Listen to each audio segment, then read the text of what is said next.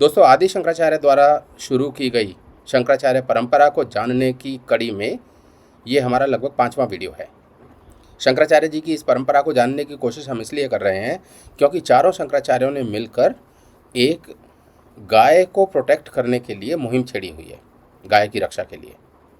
और इसमें उत्तरामनाय वाले जो शंकराचार्य हैं, मतलब ज्योतिर्पीठ वाले जो शंकराचार्य हैं, स्वामी श्री अभिमुक्तेश्वरानंद सरस्वती जी महाराज, वो अभी उत्तर प्रदेश में 81 दिन की गविष्टि यात्रा पर निकले हुए हैं। गविष्टि मतलब गाय की रक्षा। तो वो गाय की रक्षा पे निकले हुए हैं 81 डेज के लिए। हमने पिछले वीडियो में शंकराचार्य जी को धर्म का राजा बताया। अगर कोई राजा होता है तो राजा के पास कुछ चीज़ें होनी चाहिए, जैसे हर राजा का अपना एक प्रोटोकॉल होता है। तो ये हमने कई बार देखा है कि चारों शंकराचार्य के अपने अपने प्रोटोकॉल्स हैं।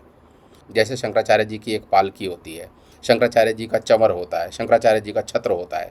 छत्र मतलब जो छाता लेके पीछे खड़े रहते हैं, चंवर का मतलब जिससे हवा की जाती है वो चंवर होता है। तो ये शंकराचार्य जी का प्रोटोकॉल है। कुछ कुछ जो ढोंगी बाबा हैं, जो जिनके पास काफ़ी पैसा आ गया है और जो अपने आप को काफ़ी बड़ा मानने लगे हैं, वो भी छत्र लेकर चलने लगे हैं। लेकिन उनका जो छत्र है वो शास्त्रोक्त नहीं है, मतलब उसका कोई डॉक्यूमेंटल बैकिंग नहीं है, जैसे कि शंकराचार्य जी की है। शंकराचार्य जी का ये जो प्रोटोकॉल है ये उनके मठामनाय महानुशासनम से आता है, जो पूरा प्रॉपर डॉक्यूमेंटेड एक कॉन्स्टिट्यूशन की तरह है, जैसे आदि शंकराचार्य जी ने लिखा था। तो खैर, मैं कह रहा था कि राजा के पास एक तो राजा का प्रोटोकॉल होता है, दूसरा राजा का अपना एरिया होता है। अगर कोई राज्य नहीं है तो राजा कैसा? तो हर शंकराचार्य के पास एक अपना एरिया है। जैसे नॉर्थ के शंकराचार्य के पास नॉर्थ इंडिया का एरिया है, ईस्ट वेस्ट के पास ईस्ट वेस्ट वाला एरिया है और साउथ वालों के पास साउथ वाला एरिया है। उस एरिया में जितने भी मंदिर आते हैं, उस एरिया में जितने भी धर्म कार्य हैं, उस एरिया में जो भी धर्म के लिए करना होगा, उसका जो top most decision making body है वो शंकराचार्य है। तो राजा की तरह उनका एक प्रोटोकॉल है, राजा की तरह उनका एक एरिया है। तीसरा आता है कि अगर कोई राज्य व्यवस्था है तो उस राज्य व्यवस्था की अपनी एक इकोनॉमी होगी। ये हमने लास्ट वीडियो में बताया था कि किस तरह से शंकराचार्य जी को इकोनॉमिकली स्कटल करने की कोशिश की गई पिछले सरकारों द्वारा आज़ादी के बाद। तो और ये कैसे किया गया? शंकराचार्य जी जो मंदिरों में चढ़ावा जाता है, वैसे तो मंदिरों में जो हम चढ़ावा देते हैं वो भगवान का चढ़ावा होता है, लेकिन भगवान के चढ़ावा को कोई राजा वगैरह नहीं लेता, क्योंकि अगर राजा लेगा तो राजा को पाप लगेगा। तो ये या तो मंदिर यूज़ कर सकता है या फिर मंदिर के ऊपर जो धर्माधिकारी हैं, जैसे शंकराचार्य, सबसे ऊपर शंकराचार्य जी हैं, तो उस चढ़ावे के पैसे पर जो शंकराचार्य हैं उस एरिया के उनका अधिकार होता है। राजा के पास एक प्रोटोकॉल है, एक क्षेत्र है, एक एरिया है, एक इकोनॉमिक मॉडल है। अब नेक्स्ट चीज़ आती है कि राजा अगर है कोई तो राजा के पास अपनी सेना भी होनी चाहिए।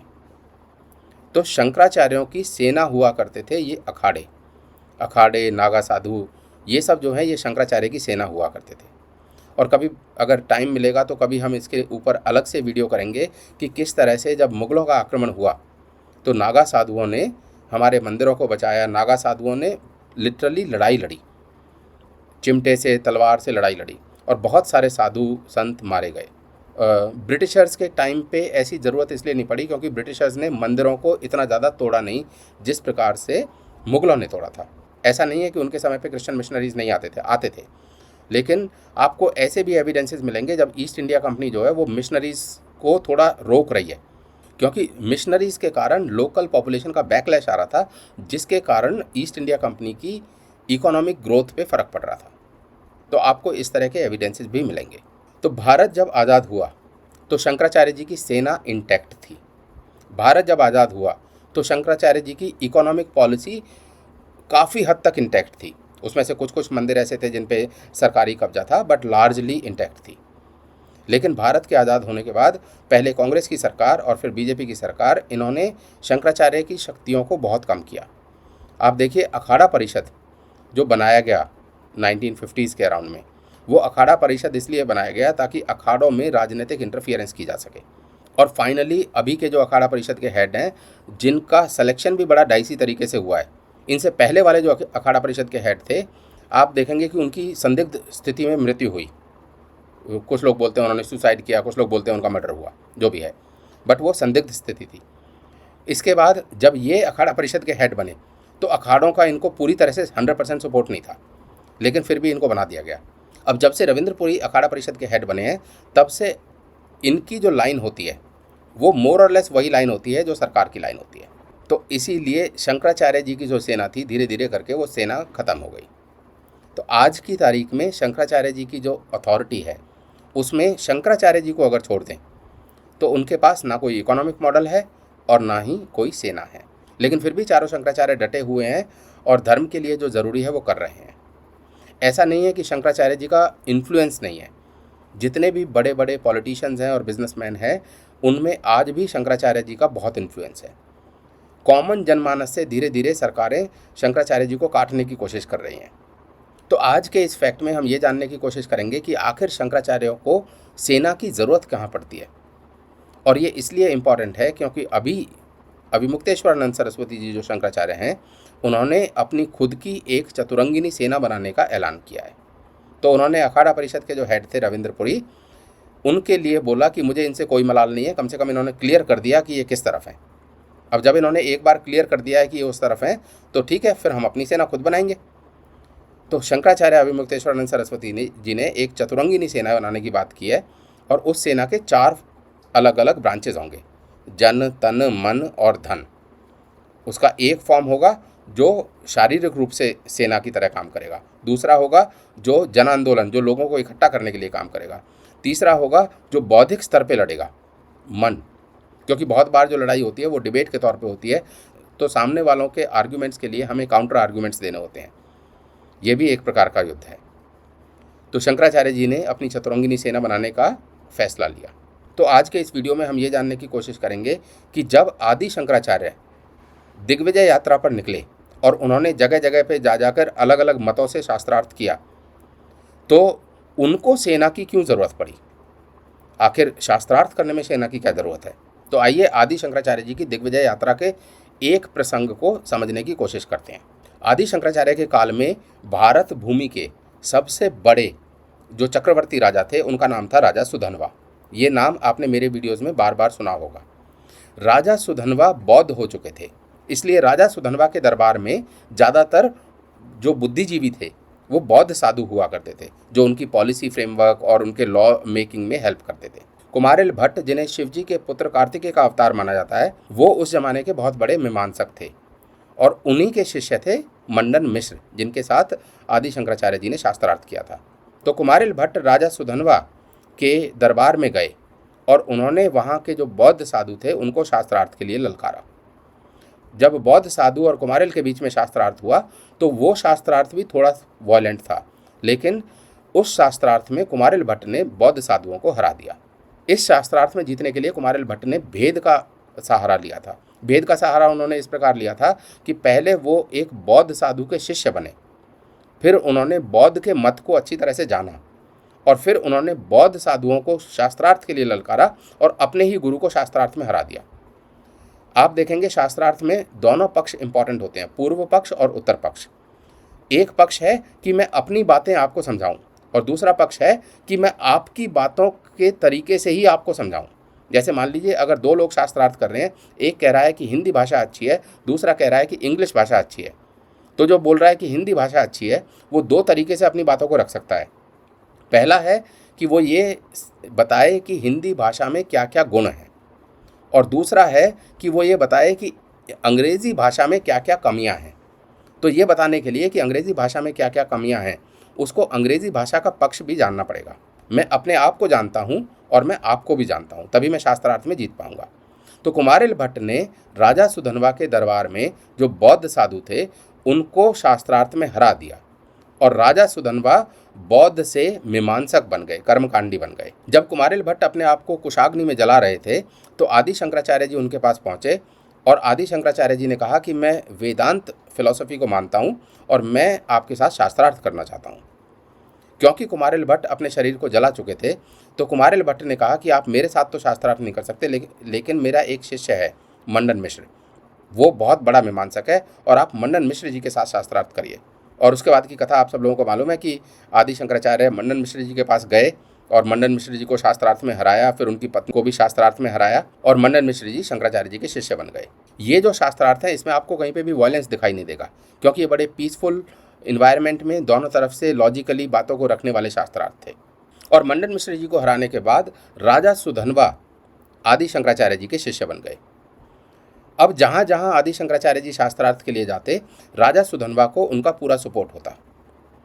ये इसलिए ज़रूरी है कि एक टाइम पे आके आदि शंकराचार्य कपालिकों के साथ शास्त्रार्थ के लिए गए और कपालिक बड़े वॉयलेंट हुआ करते थे, कपालिक बड़े फिजिकली वॉयलेंट हुआ करते थे। कपालिक भगवान शिव के महाभैरव रूप की पूजा करते थे और वो तंत्र की पूजा करते थे और वो 3 मकार 3 M मांस, मदिरा और मैथुन इनको यूज़ करते थे और बहुत ज़्यादा वॉयलेंट थे। उनकी पूजा पद्धति के बारे में प्रबोधा चंद्रोदय नामक पुस्तक में आपको मिल जाएगा। तो कपालिक बहुत ज़्यादा उग्र थे और वो नर बलि दिया करते थे और वो ब्राह्मणों की खोपड़ियों में मदिरा पिया करते थे। जब आदि शंकराचार्य अपनी दिग्विजय यात्रा पे चल रहे थे तो आदि शंकराचार्य एक के बाद एक मत को परास्त करते हुए जा रहे थे। ये खबर जब कपालिकों के राजा क्रकच के पास पहुंची तो वो बहुत क्रोधित हो गए। कपालिकों के राजा क्रकच की सेना में एक उर्ग भैरव नाम का कपालिक था। क्रकच ने उर्ग भैरव को अपॉइंट किया आदि शंकराचार्य की हत्या करने के लिए। उर्ग भैरव आदि शंकराचार्य जी के पास गए। पहले उन्होंने आदि शंकराचार्य जी को लॉजिक से हराने की कोशिश की और जब वो लॉजिक से आदि शंकराचार्य जी को नहीं हरा पाए तो उन्होंने फिर धोखे से आदि शंकराचार्य जी को मारने की कोशिश की। जब वो आदि शंकराचार्य जी को मारने की कोशिश कर रहे थे तो आदि शंकराचार्य जी के शिष्य पद्मपाद उन्होंने नरसिम्हा मंत्र का उपयोग करके उर्ग भैरव की हत्या कर दी। उर्ग भैरव की हत्या के बाद कपालिकों के राजा क्रकच और भी ज़्यादा क्रोधित हो गए और उन्होंने आदि शंकराचार्य जी को खत्म करने का ठान लिया। अब क्रकच अपनी पूरी सेना को लेकर आदि शंकराचार्य जी को मारने के लिए चला। जब वो अपनी पूरी सेना को लेकर आदि शंकराचार्य जी को मारने के लिए चला तो दूसरी तरफ से उसका प्रतिकार राजा सुधनवा की सेना ने किया और राजा सुधनवा की सेना ने सारे कपालिकों को मार डाला। क्रकच ने आदि शंकराचार्य जी के साथ शास्त्रार्थ करके अपनी साधना को जस्टिफाई करने की कोशिश की, लेकिन जब क्रकच शास्त्रार्थ में आदि शंकराचार्य जी से हार गया तो उसकी ईगो इतनी हर्ट हो गई कि उसने महाकपाली भैरव, जो कि शिव जी का एक रूप है, उसको जागृत कर दिया। और महाकपाली भैरव जब जागृत हुआ तो क्योंकि आदि शंकराचार्य तंत्र विद्या में भी क्रकच से ज़्यादा स्ट्रांग थे तो उन्होंने महाकपाली भैरव की स्तुति की और उसी महाकपाली भैरव को, जिसको कि क्रकच ने जागृत किया था, उसी ने क्रकच को मार दिया। और इस प्रकार आदि शंकराचार्य जी ने उस पूरे एरिया को कपालिकों के तंत्र से और उनके अत्याचार से मुक्ति दिलाई। तो इसमें हमारे जानने योग्य बात यह है कि शास्त्रार्थ हमेशा पीसफुल नहीं होते। यदि हम चाहते हैं कि हमारी गाय की रक्षा हो और हम पीसफुल तरीके से आर्ग्यूमेंट करेंगे, हम उनको लॉजिकली कुछ समझाने की कोशिश करेंगे, तो ऐसा ज़रूरी नहीं है कि सामने वाला लॉजिकली हमारी बात को समझ ही जाएगा। शायद इसीलिए कहा गया है कि क्षमा शोभित उस भुजंग को जिसके पास गरल है, उसको क्या जो दंतहीन विषहीन विनीत सरल है। मतलब क्षमा उसी को शोभा देती है, उसी सर्प को शोभा देती है जिसके पास जहर है। उस सांप को जिसके पास ना तो दांत है ना जहर है, वो ये कहे कि जाओ मैं तुम्हें नहीं डस रहा, तो उस सांप की बात कौन सुनेगा। तो सारे शंकराचार्य हमेशा से बहुत बलवान रहे हैं, न केवल बौद्धिक रूप से बल्कि संगठनात्मक रूप से भी, और हिंदू संगठनों का उनको बहुत मेजर सपोर्ट रहा है। धीरे धीरे करके भारतीय राजनीति ने नकली शंकराचार्यों को इसीलिए खड़ा किया ताकि वो असली शंकराचार्य के इन्फ्लुएंस को कम कर सकें। अब इसमें आप देखिए कि जिन शंकराचार्यों को उत्तर प्रदेश के चीफ मिनिस्टर पार्लियामेंट के अंदर नकली शंकराचार्य बोल रहे हैं, उन्हीं शंकराचार्य को उसी बीजेपी के उत्तराखंड के चीफ मिनिस्टर लेटर लिखकर और बड़े पूजनीय भाव से बुला रहे हैं। हर व्यक्ति शंकराचार्य नहीं लिख सकता। हर व्यक्ति हर पीठ के आचार्य के रूप में जाकर के जहाँ तहाँ वातावरण खराब नहीं कर सकता। उन मर्यादाओं का पालन सबको करना होगा। और अगर वो शंकराचार्य थे तो क्यों आप लोगों ने लाठीचार्ज किया था वाराणसी में?